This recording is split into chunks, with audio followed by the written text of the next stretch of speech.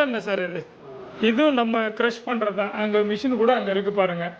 இது கூட நம்ம இங்கே பண்ணுறது தான் இந்த மிஷின். இங்கே பாருங்கள், இது ரெண்டுமே மரம். இது இந்த உலக்கையும் மரம், இந்த உரலும் மரம். இப்போ அவுட்ரு மட்டும்தான் உங்களுக்கு ஸ்டெயின்லெஸ் ஸ்டீல். அது வந்து கொடுக்குற சாப்பிட்ற ஃபுட்டு நீட்டாக இருக்கணும் தான் இது மாதிரி இருக்குது. உள்ள க்ரஷ் ஆகிற இடம் வந்து 100% வுட்டு தான். இது நல்ல இது அவ்வளோ நல்லது. சூட்டை தணிக்கும், ஹெல்த்தை நல்லா பாதுகாக்கும் இந்த எண்ணெய். இது ஹெல்த்து ரொம்ப நல்லா இருக்கும். இது எண்ணெய் மெயினாக மரச்செக்கு எண்ணெயில் வந்து எண்ணெய் சூடாகாது நம்மளுக்கு. மற்ற எண்ணெயெல்லாம் பார்த்தீங்கன்னா 40 டிகிரி வரும். இது 10 டிகிரி தான். இல்லை நீங்கள் சொன்னீங்க, நான் எப்படி இதெல்லாம் நம்புறதுன்னா, நீங்கள் ஆட்டும்போது கூட வந்து பார்த்துக்கலாம், அதை கூட வாங்கிக்கலாம். இல்லை எனக்கு ஆட்டி கொடுப்பீங்கன்னா ஆட்டியும் கொடுத்துருவோம் நம்ம. அதனால் 20 கிலோ, ஆமாம் 20 கிலோ கொடுத்தீங்கன்னா போட்டு கையோடு ஆட்டி கொடுத்துருவோம் ஒரு லாட்டு. அவ்வளோதான். இது கடல் எண்ணெய், இதுவும் அதே ப்ராசஸ் தான்.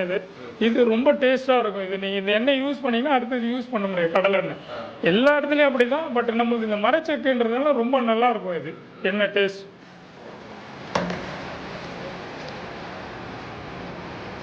அடுத்தது என்ன,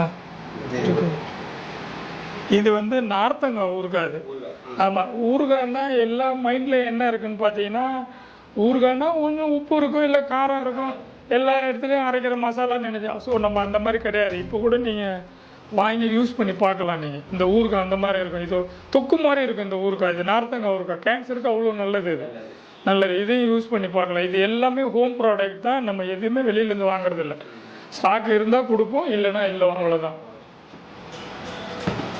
அடுத்தது உங்களுக்கு மெயினானது பார்த்தீங்கன்னா இந்த 8 அரிசி. இது கஞ்சி மாவு. இது ஆமாம், கஞ்சி வச்சு குடிச்சிக்கலாம், உப்புமா பண்ணிக்கலாம், அந்த மாதிரி சாப்பிட்டுக்கலாம், பொங்கல் பண்ணிக்கலாம் இதில்.